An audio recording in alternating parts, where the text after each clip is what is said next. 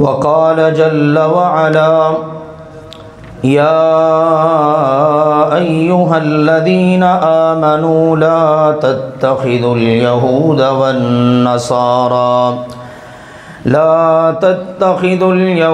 والنصارى أولياء بعضهم أولياء بعض ومن يتولهم منكم فإنه منهم إن الله لا يهدي القوم الظالمين۔ اللہ ذوالجلال والاکرام نے ارشاد فرمایا یا ایہا الذین آمنوا، اے ایمان والو، لا تتخذوا اليہود والنصارى اولیاء، یہود اور نصارہ کو اپنا دوست نہ بناؤ، بعضهم اولیاء بعض، وہ آپس میں ایک دوسرے کے دوست ہیں، وَمَن يَتَوَلَّهُم مِّنكُمْ فَإِنَّهُ مِنْهُمْ، تم میں سے جو ان سے دوستی لگائے گا پھر وہ انہی میں سے ہوگا، ان اللہ لا يهدي القوم الظالمین، یقیناً اللہ تعالی ظالم قوم کو ہدایت نہیں دیا کرتا۔ عزیز بھائیوں اور محترم بزرگوں، یہود و نصارہ جو ہم سے پہلے کی امتیں ہیں، اللہ ذوالجلال والاکرام نے ان کے حالات واقعات ہمارے لیے اپنے کلام پاک قرآن مجید میں ذکر کیے ہیں تاکہ ہم جان سکیں یہ کیسی اقوام تھیں،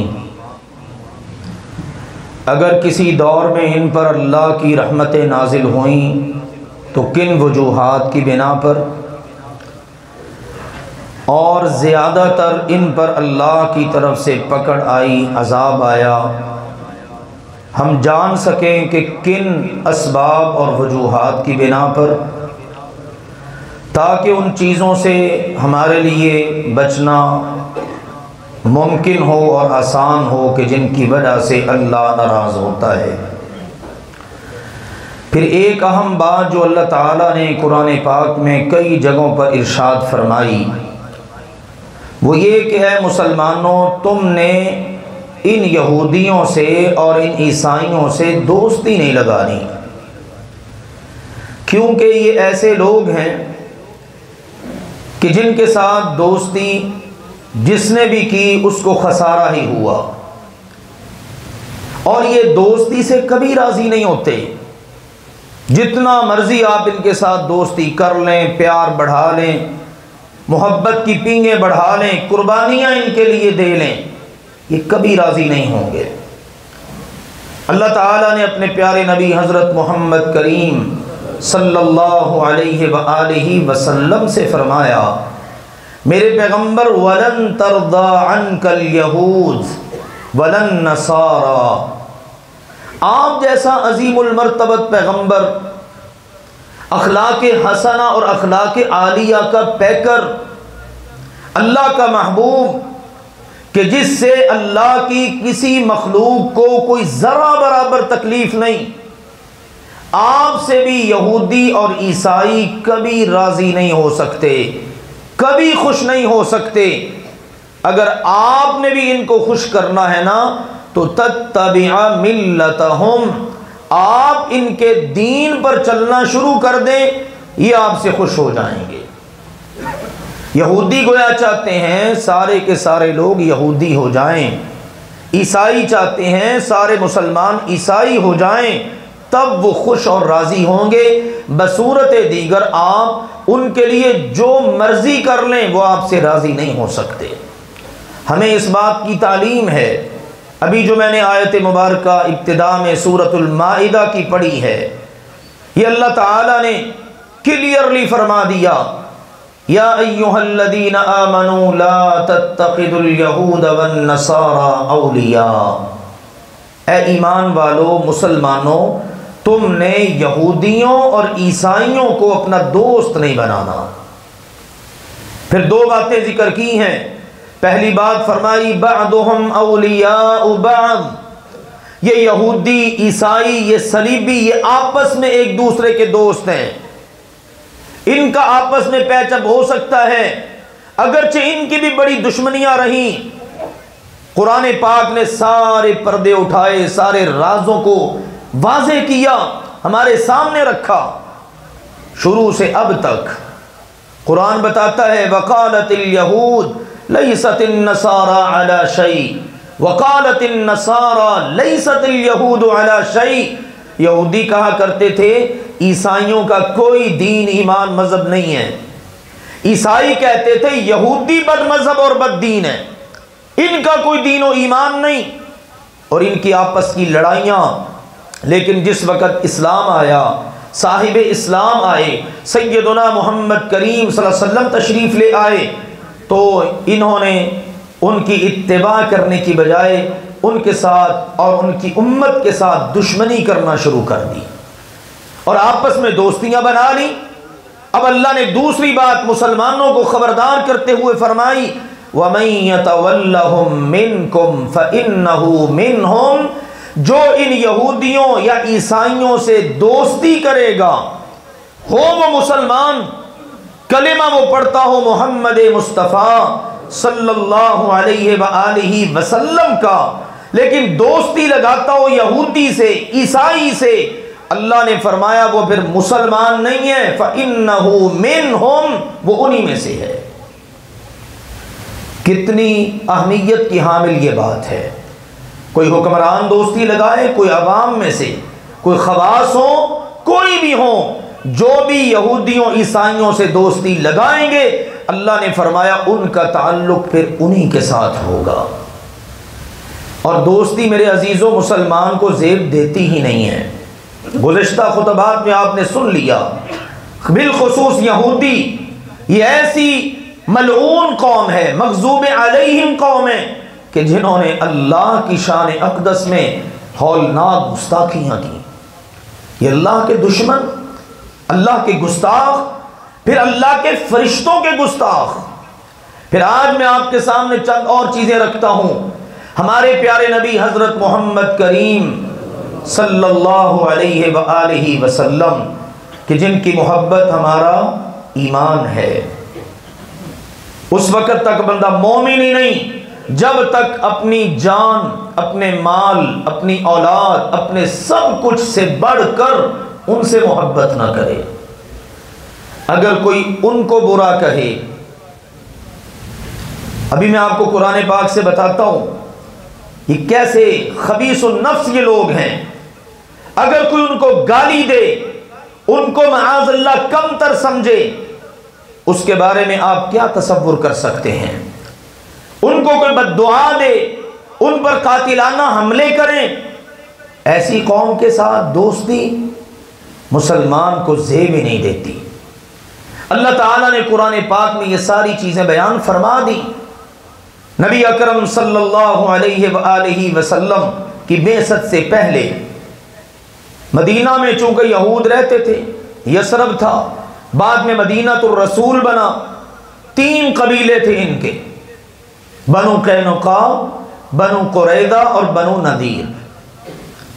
ان کا لوگوں سے کہنا تھا ایک آخری نبی آنے والا ہے، ہم اس کے پیچھے چل کر ساری دنیا پر غلبہ پائیں گے، تم سب پر حکومت کریں گے، حکومت ہماری ہوگی، غلبہ ہمارا ہوگا، کھجوروں والی سرزمین کی طرف اس نے ہجرت کرنی ہے، یہ ہماری کتاب میں ساری پیشین گوئیاں موجود ہیں۔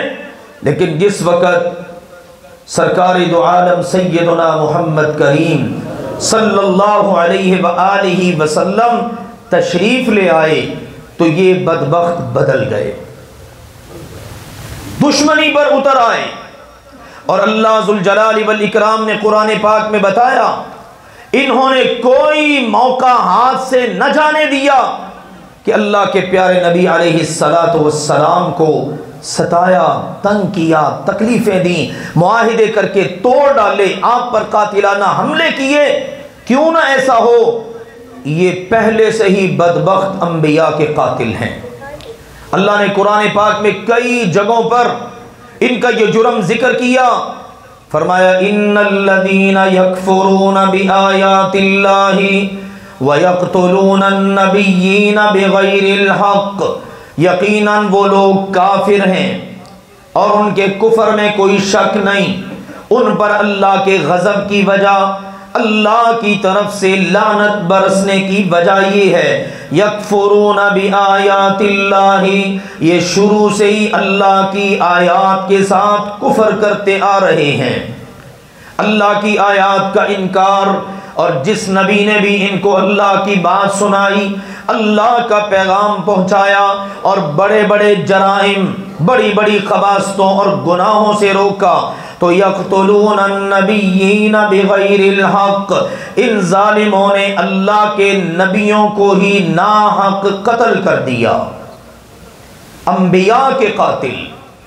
اور کئی جگہوں پر ہے فَبِمَا نَقْضِهِمْ مِيثَاقَهُمْ وَكُفْرِهِمْ بِآيَاتِ اللَّهِ وَقَتْلِهِمُ الْأَنبِيَاءَ بِغَيْرِ حَقٍّ، اللہ تعالیٰ نے ان پر لعنت کیوں برسائی، اللہ کے نبیوں نے ان پر لعنت کیوں کی، اللہ کا ان پر غضب کیوں اترا، اللہ نے ان کو ذلیل بندر کی شکل میں کیوں بدل دیا؟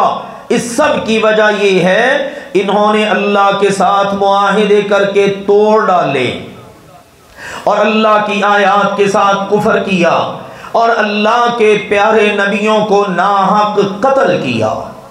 تو یہ انبیاء کے قاتل، ان کے ساتھ مسلمانوں لا تتخذوا اليہود والنصارى اولیاء، اے مسلمانوں تم ان یہودیوں عیسائیوں کو اپنا دوست نہ بناؤ۔ پھر وہ ہستی کہ جس کو اللہ نے ساری کائنات میں سب سے افضل و اعلیٰ بنایا، سارے نبیوں کے امام، ان کے ساتھ یہودیوں کا انداز کیا تھا؟ فرمایا من الذین ہادوا یحرفون الکلم عن مواضعہ ویقولون سمعنا وعصینا واسمع غیر مسمع وراعنا لیا بألسنتہم وطعنا فی الدین۔ اللہ نے فرمایا یہودیوں میں سے بعض ایسے گندے یہودی ہیں، اللہ کے نبی کی زبان مبارک سے، اپنے نبیوں کی زبانوں مبارکہ سے اللہ کا کلام سنتے، تورات، صحیفے یا آخر میں قرآن پاک، یحرفون الکلم عن مواضعہ، اللہ کے کلام کو بدل ڈالتے، مرضی کا کلام بنا دیتے۔ بڑی جگہوں پر یہ باتیں اللہ نے قرآن میں ذکر کی۔ پہلے پارے میں ہے فَوَيْلٌ لِّلَّذِينَ يَكْتُبُونَ الْكِتَابَ بِأَيْدِيهِمْ ثُمَّ يَقُولُونَ هَذَا مِنْ عِنْدِ اللَّهِ لِيَشْتَرُوا بِهِ ثَمَنًا قَلِيلًا فَوَيْلٌ لَّهُم مِّمَّا كَتَبَتْ أَيْدِيهِمْ وَوَيْلٌ لَّهُم مِّمَّا يَكْسِبُونَ، ہلاکت ہے ان ملعونوں کے لیے کہ جو اللہ کی کتاب اپنی طرف سے لکھتے ہیں، اللہ نے کچھ نہیں اتارا، اللہ کا نازل کردہ کلام نہیں، اپنے ہاتھوں سے لکھا اور کہنا شروع کر دیا یہ اللہ کا کلام ہے، یہ اللہ کی بات ہے، یہ اللہ کے رسول نے کہا ہے۔ اللہ نے فرمایا صرف اس لیے کرتے لِيَشْتَرُوا بِهِ ثَمَنًا قَلِيلًا، تاکہ اس کی وجہ سے اس کے ذریعے دنیا کا تھوڑا سا مال حاصل کر لیں۔ دنیا کی خاطر اللہ کے کلام کو انہوں نے بدل ڈالا۔ اور میرے عزیزوں، ہمارے پیارے نبی صلی اللہ علیہ وسلم نے خبردار کیا تھا اپنی امت کو، فرمایا لَتَتَّبِعُنَّ سُنَنَ مَنْ كَانَ قَبْلَكُمْ، مجھے ڈر ہے کہ میری امت بھی کہیں یہود و نصارہ کے نقش قدم پر نہ چل پڑے، اور فرمایا یہ ضرور بالضرور ہوگا کہ تم بھی اپنے سے پہلے والوں کے نقش قدم پر چلو گے۔ اور آج دیکھ لو اللہ کا کلام بدلا جا رہا ہے، پیارے نبی کے فرامین عالیہ کو بدلا جا رہا ہے، ان کے اندر تحریف لفظی کا ارتکاب بھی ہو رہا ہے اور تحریف معنوی کا تو پہلے ہی ہو چکا ہے. معنی بدل دیے گئے اور اب یہ ہے کہ الفاظ تک بدل دیے جاتے ہیں. یہ قرآن پاک ہے، یہ احادیث ہیں، رسول پاک کا فرمان. سوشل میڈیا پر آپ کتنی چیزیں پڑھتے سنتے دیکھتے ہیں کہ جو کہا جاتا ہے حدیث رسول، لیکن اس کا سرے سے کہیں کو وجود تک نہیں ہوتا. تو یہ بہت خطرناک چیز ہے. فَوَيْلٌ لِّلَّذِينَ يَكْتُبُونَ الْكِتَابَ بِأَيْدِيهِمْ، ہلاکت ہے ان بدبختوں کے لیے جنہوں نے کتاب کو، تورات کو اپنے ہاتھوں سے لکھا اور لکھ کر کہنے لگے یہ اللہ کی طرف سے ہے، یہ اللہ کا کلام ہے. اللہ تعالیٰ نے فرمایا وَإِنَّ مِنْهُمْ لَفَرِيقًا يَلْوُونَ أَلْسِنَتَهُمْ بِالْكِتَابِ لِتَحْسَبُوهُ مِنَ الْكِتَابِ وَمَا هُوَ مِنَ الْكِتَابِ. اللہ نے فرمایا یہ اپنی زبانوں کو بل دیتے ہیں، جب پڑھ کر سناتے ہیر پھیر کرتے، زبانوں کا اس انداز میں استعمال کرتے، سننے والا سمجھتا کہ شاید یہ اللہ کا کلام ہی ہے. جیسے ہم اجمی لوگ ہیں نا، عربی میں کوئی بات کرے نا، کچھ بول دے، ہم سمجھتے ہیں یار اس نے کوئی قرآن حدیث ہی بیان کیا ہے. اب ہمیں تو سمجھ نہیں ہے نا کہ عربی میں وہ کیا کہہ رہا ہے. کتنے ایسے سکالر ہیں میڈیا کے، سوشل میڈیا کے، اور لوگوں کے اوپر ان کی دھاک بیٹھی ہوئی ہے. وہ بڑی حدیثیں یاد رکھتا ہے، وہ بڑا کچھ ہے. جب ہم اس کو دیکھتے ہیں ان چیزوں کا نہ قرآن میں وجود نہ حدیث میں، عربی پڑھ دی، ہم نے سمجھا بس یہ اللہ کا کلام ہی ہے. جیسے وہ ایک لطیفہ ہے کہ عربی کی کسی اجمی سے لڑائی ہوگی، عربی گالیاں دے رہا ہے اور سننے والے اجمی وہ کہتے ہیں لو یار یہ اچھی لڑائی ہے. وہ گالیاں دے رہا ہے اجمی اور وہ آگے سے قرآن سنا رہا ہے عربی. ان کو تو قرآن ہی لگے گا نا. تو یہودیوں کی یہ فطرت عبرانی زبان کے اندر اس طرح کا ہیر پھیر کیا، اپنی عوام کو بتایا یہ اللہ کا کلام ہے. سننے والے سمجھتے لِتَحْسَبُوهُ مِنَ الْكِتَابِ، شاید یہ کتاب کی بات ہی ہے. اللہ نے فرمایا وَمَا هُوَ مِنَ الْكِتَابِ، یہ اللہ کی بات نہیں ہے، اللہ کا کلام نہیں ہے. اللہ کا کلام بالکل کلیئر جو اللہ کے نبی پر اترا. ان کی یہ جسارت، اب انہوں نے جو لکھا وہ بھی اور جو لکھنے والے ہیں وہ بھی، ان سب کے لیے ہلاکت، تباہی اور بربادی ہے. تو ایک جرم من الذین ہادوا یحرفون الکلم عن مواضعہ، اللہ کے کلام کو اس کے اصل مقصد سے انہوں نے پھیر دیا، تحریف کر دی، تبدیلیاں کر دی. اور اگلی بات ذرا غور سے توجہ سے سماعت کیجئے. وَيَقُولُونَ سَمِعْنَا وَعَصَيْنَا، نبی پاک علیہ السلام جب ان سے کوئی بات کرتے تو آگے سے یہ کہتے جناب ہم نے سن لیا اور نافرمانی کر دی. اتنی جسارت رسول کو، نبی کو کہہ رہے ہیں سمعنا وعصینا. یہ ہے یہودیوں کی فطرت. سن لو، کون سا ماننا ہے؟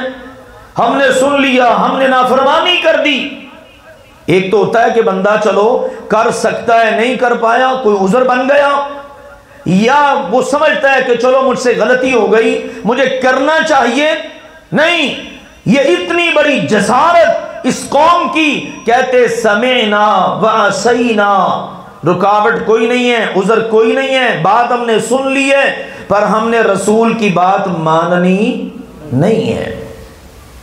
ہم مسلمان اس تناظر میں آج اپنا جائزہ لے لیں. ہم کتنا اللہ کا کلام سنتے ہیں، رسول پاک کی باتیں سنتے ہیں. ہاں میرے عزیزوں، ان یہودیوں نے تو اپنی زبان سے کہہ دیا ہم نے سن لیا، نافرمانی کی.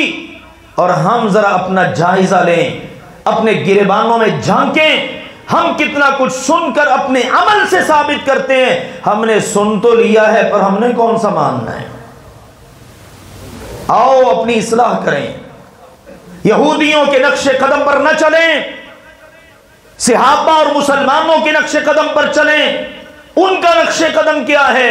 انما كان قول المؤمنين اذا دعوا الى الله ورسوله ليحكم بينهم ان يقولوا سمعنا واطعنا. مومن وہ ہے جب اللہ رسول کی بات سن لیں تو کہتے ہیں اللہ کی بات، احکم الحاکمین کی بات ہمارے رسول کی بات سر آنکھوں پر ہم نے سن لیا اور اطاعت کر لی. یہ ہے فرق. یہودیوں کی فطرت کیا ہے؟ سن لیا، عصینا، نافرمانی کی. مسلمان کیا ہیں؟ سمعنا، سن لیا ہم نے، واطعنا، اور ہم نے اطاعت کر لی ہے. تیسری بات اس ضمن میں جو اس آیت میں ذکر ہوئی، آگے سے کہتے واسمع غیر مسمع. اللہ کے پیارے نبی علیہ الصلوۃ والسلام کو کہتے سنیے، اور ساتھ ہی بد دعا دے دیتے اللہ کرے تجھے سنے ہی نہ. تصور کریں میرے عزیزو، جو ہمارے نبی کو بد دعا دے، ہمارے نبی کی شان میں بیٹھ کر گستاخی کرے، زبان پر اس طرح کے الفاظ استعمال کرے.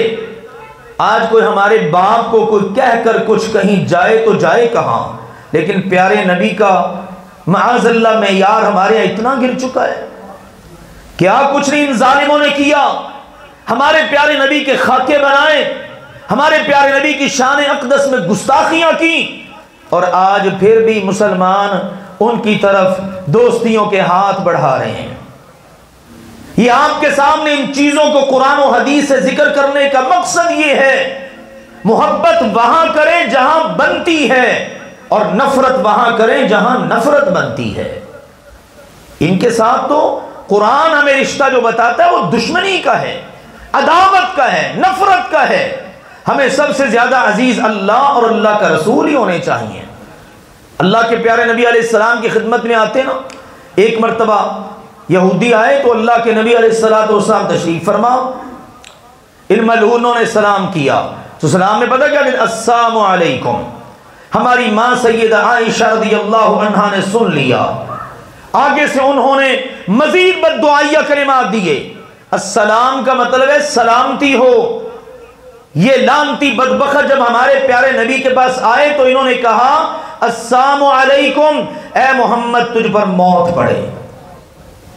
ہماری ماں نے سنا، برداشت نہ ہوا، کہا وعلیکم السلام، یہ موت تمہارے اوپر واقع ہو، تم پر اللہ کی لعنت ہو، اللہ کا غضب ہو، تم ملعون قوم ہو. آپ نے روکا، نہ عائشہ نہ کرو، آگے نہ بڑھو. آپ نے کیا جواب دیا؟ آپ نے کہا وعلیکم، جو تم مجھے کہتے ہو وہ اللہ تمہاری طرف ہی لوٹا دے. اور پھر مجھے آپ کو نصیحت کی، لا تبدأوا اليہود والنصارى بالسلام، میری امت کے لوگوں تم نے یہودیوں عیسائیوں کو سلام کرنے میں پہل نہیں کرنی. اگر وہ بالفرض تمہیں کبھی سلام کرے تو تم نے جواب میں صرف کہنا ہے وعلیکم، بس اتنا کہو اور ان کو جواب دے دو. یہ ہیں تعلیمات ہمارے لیے. اگلی بات سنیے، وقت اتنا ہوتا نہیں ہے جمعے کے اندر موضوع ماشاءاللہ طوالت اختیار کر لیتے ہیں، اب اتنی آیات اس ضمن میں، احادیث الحمدللہ، لیکن وقت ہے کہ وہ اجازت ہی نہیں دے رہا. اگلی بات بھی سنیے، کہتے تھے راعنا لیم بألسنتہم وطعنا فی الدین. یہ راعنا کا لفظ استعمال ہوتا ہے، اصل ورڈ یہی ہے راعنا، عین کے نیچے زیر. اور عربی زبان کی ذرا فصاحت و بلاغت بھی نوٹ کیجئے.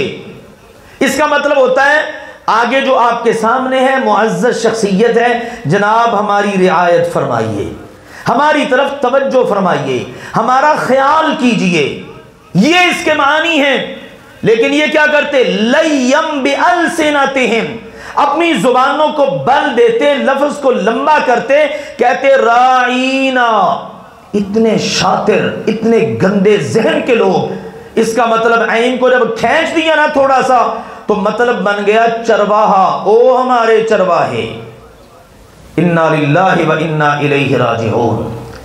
اللہ نے کہا یہ ہیں، یہ تمہارے نبی کو تانک دیتے ہیں، تمہارے دین میں تان کرتے ہیں، تو جو ایسے لوگ ہیں ان کو دوست نہیں بنانا. پھر اللہ نے آیت اتاری، فرمایا مسلمانوں تم سنو، یا ایھا الذین آمنوا لا تقولوا راعنا وقولوا انظرنا. اے ایمان والو تم یہ لفظ ہی چھوڑ دو. واہ میرے اللہ تیری قدرتوں کے کیا کہنے، جس لفظ میں شائبہ بھی موجود ہے نبی پاک کی شان اقدس میں گستاخی کا، اللہ نے اس لفظ کو ہی نکال دیا.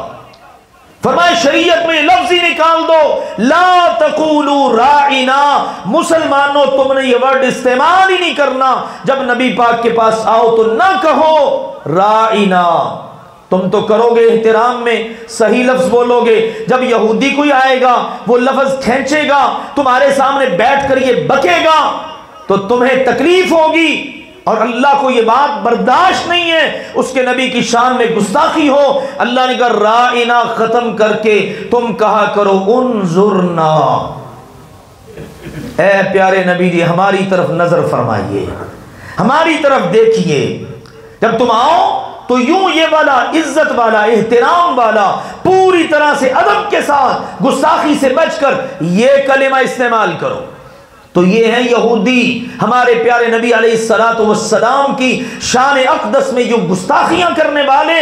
آگے بھی میرے عزیزوں بہت ساری چیزیں ہیں، میں چاہتا ہوں چند ایک چیزیں انشاءاللہ مزید بھی اس موضوع پر ذکر ہو جائیں، پھر انشاءاللہ میں نے آپ کو بتانا ہے کہ ہمارے پیارے نبی علیہ السلام نے ان مدینہ کے اندر بسنے والے شاطر ملعون ان یہودیوں کے ساتھ کیا سلوک کیا تھا۔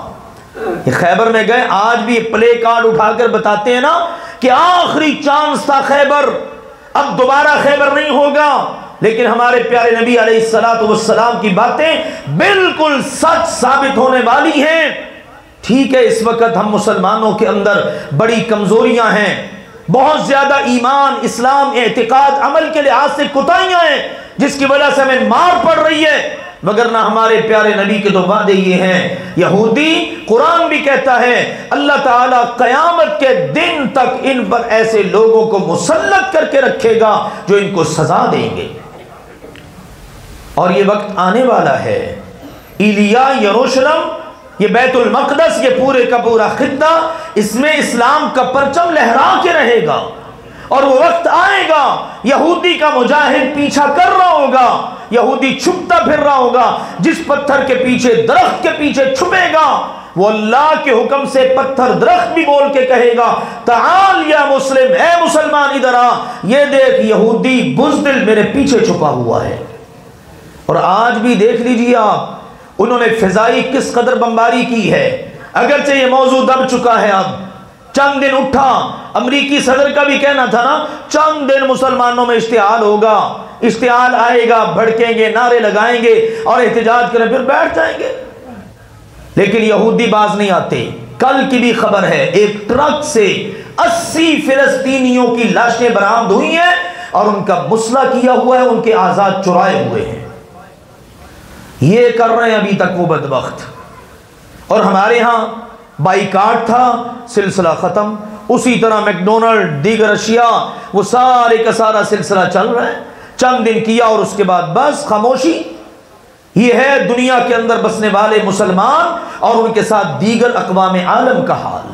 اور یہودی جو ہے وہ اپنے ظلم سے باز نہیں آ رہا، لیکن تصویر کا دوسرا رخ ملاحظہ کیجئے، غزہ کے مسلمانوں نے ان کے سامنے سینہ تان کر کھڑے ہو کر دکھا دیا کہ یہودیت کو گھٹنے ٹیکنے پر مجبور کیا جا سکتا ہے اگر اپنے پیارے نبی کے نقش قدم پر چلو۔ چند مسلمان بھی کیوں نہ ہوں، غزہ کے مسلمان صرف بچے قربان کروا دیے، عورتوں کے چیتھڑے اڑوا لیے، بزرگ شہید ہو گئے، سب کچھ، لیکن انہوں نے سرنڈر نہیں کیا بلکہ بڑا ٹف ٹائم دیا اور ناکو چنے چبائے یہودیوں کو۔ ہاں میرے عزیزوں اس میں سبق موجود ہے، اگر مسلمان اپنے پیارے نبی کے اس جہاد والے عمل کو اختیار کر لیں تو آج بھی اللہ کے فضل و کرم سے دنیا کے اندر عروج سے مسلمانوں کو دنیا کی کوئی طاقت روک نہیں سکتی۔ بس ضرورت ہے سبق یاد کرنے کی، وہ سبق جو امت بھلا چکی ہے۔ اللہ تعالی حکمرانوں کو اور عوام کو سب کو وہ نبوی سبق یاد کرنے کی اور اس کے مطابق عمل کرنے کی توفیق عطا فرمائے۔ وآخر دعوانا ان الحمدللہ رب العالمین۔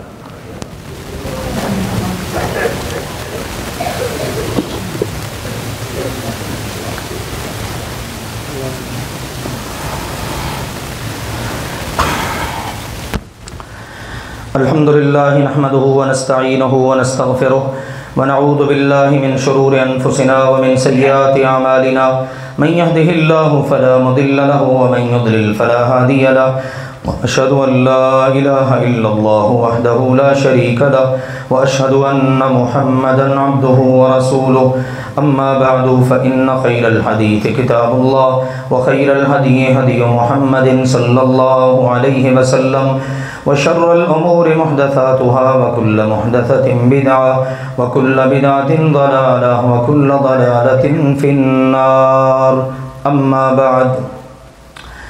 پیارے بھائیوں اور محترم بزرگوں، الحمدللہ کئی ایک بار یاد دہانی کروائی اور میں سمجھتا ہوں یاد دہانی کے بعد فائدہ تو ہوتا ہے اگرچہ چند دن کے لیے ہو، لیکن ہمیں تو یہ نصیحت ہے کہ وذکر، نصیحت کرتے رہیں، یاد کرواتے رہیں. فإن الذکریٰ تنفع المؤمنین، یہ نصیحت کرنا ایمان والوں کو فائدہ دیتا ہے. جمعے کے دن کی اہمیت سے کون مسلمان آگاہ نہیں ہے؟ یقیناً ہر مسلمان کو علم ہے پورے ویک کے تمام دن ان میں سردار دن یہ والا ہے، اور اس میں اللہ تعالیٰ نے بڑی فضیلتیں رکھیں، بہت سا اجر و ثواب رکھا، اس کے بڑے فوائد احادیث کے اندر ذکر ہوئے. خاص طور پر جمعے کی نماز، یہ 2 رکعتوں کی جگہ پر یہ خطبہ آ جاتا ہے، یہ بعض نصیحت، اور 2 رکعتیں اللہ تعالیٰ نے ظہر کی برقرار رکھیں، اور خطبے کا اجر و ثواب اس قدر بڑھا دیا. اگر آپ تھوڑا سا اہتمام کر لیں تو دیکھیے خطبے کا اجر اتنا ہے کہ صرف پورا چل کے آنا، بیٹھنا، واپس جانا اس پر نہیں، ایک قدم اٹھانے پر اللہ ذوالجلال والاکرام 1 سال کے روزوں کا اور 1 سال کی راتوں کے قیام کا ثواب عطا کر دیتا ہے. پورے آنے جانے پر نہیں، ایک قدم پر. آپ 100 قدم اٹھا کر آئے، خطبہ سنا، وہ چیزیں میں بتاتا ہوں کون کون سی چیزیں پوری کریں، پھر اس کے بعد آپ واپس گئے، جتنے قدم آپ نے اٹھائے 100 اٹھا لیا، 200 اٹھا لیا. اس لیے صحابہ کوشش کرتے تھے پیدل چل کر آئیں، سواریوں پر سوار ہو کر نہیں، کیونکہ ان کو پیارے نبی کی زبان مبارک پر پوری طرح سے یقین تھا. ہمیں کہنے کی حد تک ضرور ہے، اللہ ہمیں عمل کی حد تک بھی لے جانے کی توفیق عطا کر دے. تو ہر قدم کے اٹھانے پر ثواب. فرمایا جو من اغتسل وغسل، جو بندہ اہتمام کے ساتھ غسل کرتا ہے، جمعے والے دن اہتمام سے غسل کرتا ہے، وہ جو غسل جنابت، غسل فرض ہو جاتا ہے اس طریقے کے مطابق اس نے مسنون غسل کرنا ہے. پھر اس کے بعد اللہ نے نئے کپڑے دیے وہ پہن لے، نئے نہیں ہیں دھلے ہوئے پہن لے، خوشبو لگائے، تیل لگائے، کنگھی کرے، اب اللہ کے گھر کی طرف چل پڑے. چل کے آیا، اللہ کے گھر میں آ کے بیٹھا. فرمایا دنا من الامام، امام کے قریب ہو کے بیٹھتا ہے، جتنی اللہ توفیق دیتا آ کے پہلے رکعتیں پڑھ لی، اذکار کر لیے، کوئی اس طرح سے دعا مناجات، پھر امام آ کے خطبے کے لیے بیٹھا، وہ پوری غور توجہ اور انہماک کے ساتھ امام خطیب کی بات کو سنتا ہے، اور پھر اس کے بعد امام نماز پڑھاتا ہے، اس کے ساتھ وہ نماز پڑھتا ہے. یہ نماز مکمل کر کے واپس جا رہا ہوتا ہے. جب اس نے جا کے اپنے گھر کی دہلیز پہ قدم رکھنا ہے نا، ہر قدم پر اللہ ذوالجلال والاکرام اس کو 1 سال کے روزوں اور 1 سال کی راتوں کے قیام کا اجر عطا فرما دیتا ہے. لیکن میرے عزیزو، یہ ہمیں حاصل کرنا چاہیے. یہ میں بار بار آپ کو اللہ کی توفیق سے یاد دلاتا ہوں. میری کوشش ہوتی ہے ہم نے بات تو کرنی ہے، جتنے بھی احباب ہوں، لیکن زیادہ سے زیادہ احباب اس ثواب کو بھی حاصل کر لیں اور بات کو بھی سن لیں، وگرنہ تو کیا ہے.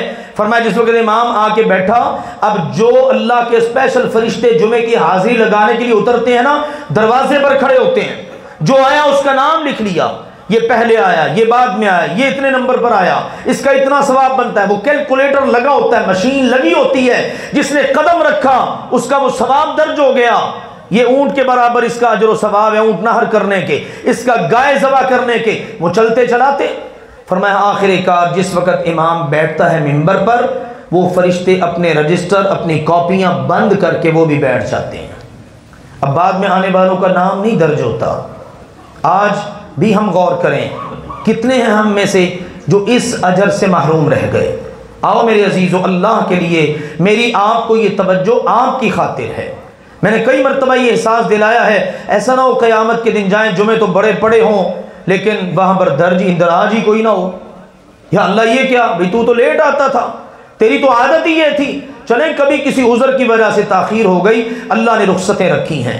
تو میرے عزیزوں اہتمام کیا کریں. یہ 7ویں دن ایک جمعہ ہوتا ہے، اس میں کئی ایک باتیں اللہ کے فضل و کرم سے قرآن و حدیث سے سننے کا موقع مل جاتا ہے.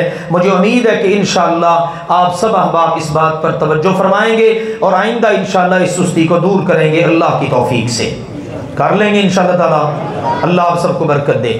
اگلی اور آخری گزارش یہ ہے، آج ہے تاریخ غالباً 29 دسمبر، 29 دسمبر، پھر اس کے بعد ہے 30، پھر ہے 31، اور 31 دسمبر کے ساتھ ہی یہ سن عیسوی 2023 ختم ہو جائے گا اور 2024 شروع ہو جائے گا. رات 12 بجیں گے، نہ دن نہ رات، نہ طلوع نہ غروب. کن کا ہے یہ؟ عیسائیوں کا. عیسائیوں کا عقیدہ یہ ہے 25 دسمبر کو اللہ کا بیٹا عیسیٰ پیدا ہوا علیہ السلام. ان کا عقیدہ ہے. پچھلے جمعے کچھ بات میں نے کی بھی تھی، آج میں آپ کو اس حوالے سے بات بتانا چاہتا ہوں. وہ کہتے ہیں اس دن جشن مناؤ، کرسمس ڈے، میلاد اپنے نبی کی عیسیٰ علیہ السلام کی، اور یہ پھر چلتی رہیں تقریبات حتیٰ کہ اگلا سال شروع ہو جائے. ہیپی نیو ایئر نائٹ کے نام سے پھر جشن منائے جاتے ہیں، مبارکبادیں دی جاتی ہیں. پھر ایک جشن ہوتا ہے شراب اور شباب اور سب کچھ، اللہ کی نافرمانی اور بغاوت کی ساری حدیں عبور ہوتی ہیں. یہ ہے میرے عزیزوں عیسائیوں کا کلچر. مسلمانوں کا کیا ہے؟ ہمارے لیے کیا ہے؟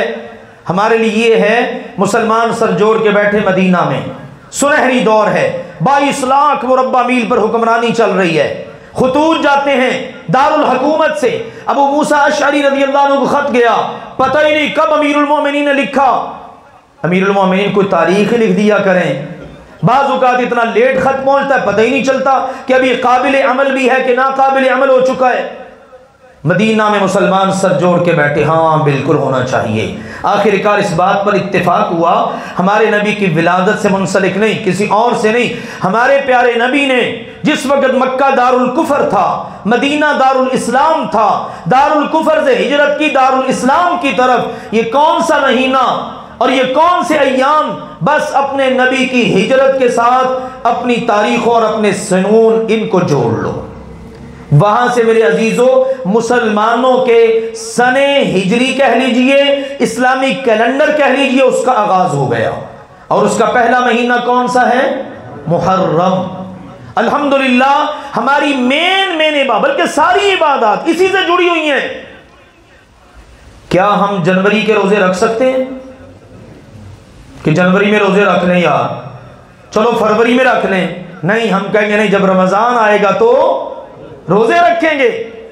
دسمبر ہے چلو حج کر لیں، اس میں ٹھنڈا موسم ہے، گرمی بھی نہیں، ہم کہیں گے نہیں ذی الحج آئے گا تو ہم نے حج کرنا ہے.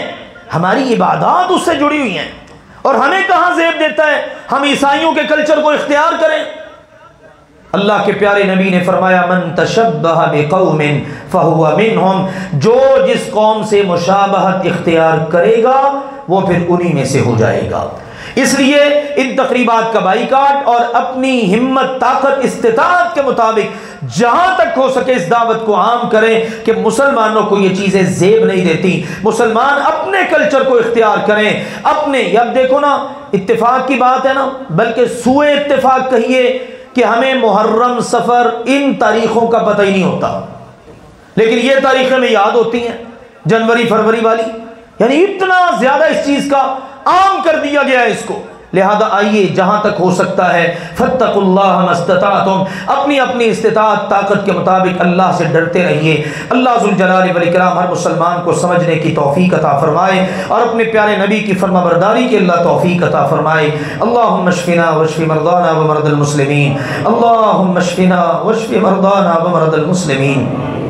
اللهم اشفنا واشف مرضانا ومرضى المسلمين، اللهم اقض حاجاتنا وحاجات المسلمين، اللهم اعز الاسلام والمسلمين، اللهم انصر المسلمين المستضعفين في كل مكان، اللهم انصر عبادك المسلمين المستضعفين المجاهدين في غزة وفي فلسطين وفي كل مكان، اللهم انصرهم نصرا عزيزا، اللهم افتح لهم فتحا مبينا، اللهم عليك بأعدائك وأعداء الإسلام والمسلمين، اللهم عليك باليهود والصليبيين، اللهم عليك بأعوانهم ومواليهم، اللهم خذهم أخذ عزيز مقتدر، اللهم أحسن عاقبتنا في الأمور كلها وأجرنا من خزي الدنيا وعذاب الآخرة، ربنا آتنا في الدنيا حسنة وفي الآخرة حسنة وقنا عذاب النار، اللهم اغفر لنا ولوالدينا ولأساتذتنا ولجميع المسلمين والمسلمات والمؤمنين والمؤمنات الأحياء منهم والأموات، سبحان ربك رب العزة عما يصفون وسلام على المرسلين والحمد لله رب العالمين.